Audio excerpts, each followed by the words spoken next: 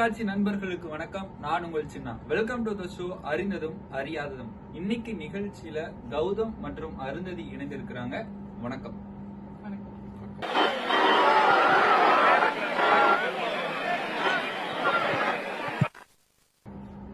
தமிழக சட்டமன்ற தேர்தல் தொடங்கிடுச்சுங்க. தமிழ்நாட்டுல பல கட்சிகள் இருக்கு. இந்த கட்சி தலைவர்கள் எல்லாம் வேட்பாளர்களுக்கு எந்த அளவுல துணை புரிந்து பிரச்சாரத்துல ஈடுபடுறாங்க? உங்களுடைய கருத்து என்ன கௌதம்? திமுக தலைவர் மு.க. ஸ்டாலின் பாத்தீங்கன்னா அவருடைய பிரச்சாரத்தை திருவாரூர்ல இருந்து தொடங்கினார். ஏன் திருவாரூர்ல இருந்து தொடங்கினார்னா அது கலைஞர் பிறந்த இடம் அப்படின்னால திருவாரூர்ல இருந்து தொடங்கி வேறொரு வேட்பாளருக்காக தான் அவர் ஸ்டார்ட் பண்ணி தொடங்கினார். அதே போல அண்ணன் உதயநிதி ஸ்டாலின் காஞ்சிபுரத்துல இருந்து பிரச்சாரத்தை தொடங்கினார். ஏன் அங்க தொடங்கினார்னா அது அண்ணா பிறந்த இடம், அங்கிருந்து தொடங்கும்னு சொல்லிட்டு அவரும் ஒரு திமுக சேர்ந்த வேட்பாளர் ஆதரிச்சு தான் தன்னுடைய பிரச்சாரத்தை தொடங்கினார். அதே போல எடப்பாடியார் அவர் எங்க இருந்து பிரச்சாரத்தை தொடங்கினார்னா மயிலாப்பூர்ல இருந்து தொடங்கினார். ஏன் மயிலாப்பூர்ல தொடங்கினார்னா அவருடைய விசுவாசத்தை காட்டுறதுக்காக தமிழிசையை ஆதரிச்சு தொடங்கினார். அதே போல அண்ணன் விஜய் எங்கிருந்து பிரச்சாரத்தை தொடங்கினார்னா பெரம்பூர்ல இருந்து தொடங்கினார். பெரம்பூர்ல ஏன் தொடங்கினார்னா பெரம்பூர்ல வேட்புமனு தாக்கல் பண்ண போனார். அதனால போற வழியில தானே இருக்குன்னு சொல்லிட்டு பெரம்பூர்ல பிரச்சாரத்தை தொடங்கினார். அப்படியே பக்கத்துல குளத்தூர்ல யாரோ ஒரு பிரபுனுங்கிறாரு, அந்த பிரபுக்கு ஓட்டை கேட்டு ஒரு 5 நிமிஷத்துல அங்கிருந்து போயிட்டாரு. இப்போ அண்ணன் விஜய் எங்கேயும் பிரச்சாரத்துக்கு போறது இல்ல, எல்லா நாளும் லீவு. அது அண்ணன் விஜய் எங்க போய் பிரச்சாரம் பண்ண போறாருன்னா திருச்சி கிழக்குல பிரச்சாரம் பண்ண போனாரு. திருச்சி கிழக்குல ஏன் பிரச்சாரம் பண்ண போனார்னா அது அவர் போட்டியிடுற தொகுதி, அங்க வேட்புமனு தாக்கல் பண்ணிட்டு அங்க பிரச்சாரம் பண்ண போனாரு. அத்தோட அண்ணன் லீவு. அவர் நம்பி இருக்கிற எந்த வேட்பாளருக்காகவும் இதுவரும் போய் அண்ணன் பிரச்சாரம் பண்ணல. நடுவுல பாண்டிச்சேரிக்கு போயிட்டு வந்தாரு, அது தேவையில்லை. தமிழ்நாட்டு பிரச்சாரம் பத்தி நம்ம பேசுவோம், பாண்டிச்சேரியை விட்டுருங்க. தமிழ்நாட்டுல இப்ப அண்ணன் வேற யாருக்காவது போய் பிரச்சாரம் பண்ணிக்கிறாருன்னு பார்த்தா கிடையாது. ஆனா இவங்கெல்லாம் யாருன்னா அண்ணன் நம்மளுக்காக கூட நிப்பாரு, நம்மளை காப்பாத்துவாரு, நம்மளுக்காக ஓட்டு கேட்பாரு அப்படின்னு இவரே நம்பிட்டு இருந்த வேட்பாளர்கள். விஜய்க்காக உழைக்கணும்னு வந்த தொண்டர்களை அப்படியே விட்டுட்டு எந்த வேலையும் பார்க்காம வீட்டுல இருக்கிறாரு. இது எப்படி இருக்குதுன்னா, நீங்க நட்புக்காக படம் பார்த்திருப்பீங்க. நட்புக்காக படத்துல செந்தில் மலையை தூக்க போறாரு அப்படின்னு சொல்லிட்டு எல்லா ஜனமும் ஓடுவாங்க. ஓடி போய் பார்த்தா செந்தில் நின்று இருப்பாரு, ஊர் ஜனமா கூடி நிற்கும்.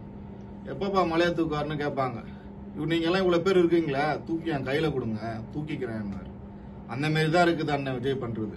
அதாவது இவங்க தொண்டர்கள், இவங்க ரசிகர்லாம் கஷ்டப்பட்டு உழைப்பாங்களாம், அண்ணன் எந்த உழைப்பையும் போட மாட்டாராம். இவர் அப்படியே கூப்பிட்டு அலேக்க அப்படியே சேர்ல உட்கார வச்சிருந்தோம். இப்படிதான் போயிட்டு இருக்கு இப்படி தாவேக்கா நிலைமை. இப்ப விஜய் அண்ணா வரமாட்டேன்றதுனால வேட்பாளர் என்ன பண்ண ஆரம்பிச்சிட்டாங்கன்னா விஜய் அண்ணா மாதிரியே ஒரு பொம்மையை செஞ்சு இதுதான் விஜய் அண்ணா அப்படின்னு சொல்லிட்டு ஊர்வலமா பிரச்சாரம் பண்ற அளவுக்கு வந்துட்டாங்க. இது பார்க்கவே ரொம்ப சங்கடமா இருக்கு, அசிங்கமா இருக்கு. ஓகே, நான் விஜய் அண்ணா வரவே மாட்டேங்கிறாங்க, அசிங்கமா போச்சுன்னு சொல்றீங்களே. விஜய் பிரச்சாரத்துக்கு போவாததுக்கு என்ன காரணம்? போலீஸா இல்ல கடும் வெயிலா? விஜய் பிரச்சாரத்துக்கு போகாத காரணம் போலீஸும் இல்ல, கடும் வெயிலும் இல்ல. நம்மளுக்கு ஏதாவது திடீர்னு மழை பெஞ்சா லீவ் எடுத்து போனோம் ஸ்கூல்ல, அந்த மாதிரி ஒரு காரணம் தேவைப்பட்டுச்சு. அதனால போலீஸ் மேல பழைய போட்டுறாரு. இவரு வீட்டுல இருந்து ஓபி அடிக்கணும், அவ்வளவுதான். அன்னைக்கு மழை பெஞ்சிருச்சு, ஏந்து வர முடியல, குளிர்ல தூக்கம் கொஞ்சம் ஜாஸ்தி இருந்துச்சு. மற்றபடி வேற யாரு மேலேயும் பழி போட வேண்டிய அவசியம் இல்லை. அது விஜய் பிரச்சாரத்துக்கு போவதுக்கு யார் காரணம்? விஜய் தான் காரணம். சரி அருந்ததி, உங்களுக்கான ஒரு கேள்வி என்னன்னா, இப்ப பல வேட்பாளர்கள் தங்களுடைய பரப்புரைய நிகழ்த்திட்டு இருக்காங்க. இதுல ஒரு சில வேட்பாளர்கள் நகைச்சுவையான விஷயங்களை செஞ்சிருக்காங்க. அதை பத்தின தகவல் கொஞ்சம் கொடுக்குறீங்களா? இப்போ ஆதவர்ஜனா அவர் தாவேக்காவை சேர்ந்தவர். ஆனா அவர் வில்லிவாக்கத்துல போய் பிரச்சாரம் பண்ணும்போது அக்கா விசிகாவுக்கு ஓட்டு போட்டுருங்க அப்படின்னு சொல்றாங்க. இப்படிலாம் பிரச்சாரம் பண்ணா எப்படிங்க ஆட்சியை கையில பிடிக்கிறது, எப்படிங்க விஜய் ஆட்சிக்கு வருது? அதே மாதிரி தலைவர் விஜய் கொளத்தூர் தொகுதியில தாவேக்கா சார்பில் போய் பிரச்சாரம் பண்றாரு. அந்த தொகுதியோட வேட்பாளர் நேமு பிரபுவா பாபுவான்னு தெரியாமலே பிரச்சாரம் பண்றாரு. விஜய் பேரை மாத்தி சொல்றது கேட்டு அந்த தொகுதியோட வேட்பாளரே ஜர்க் ஆயிட்டாருங்க.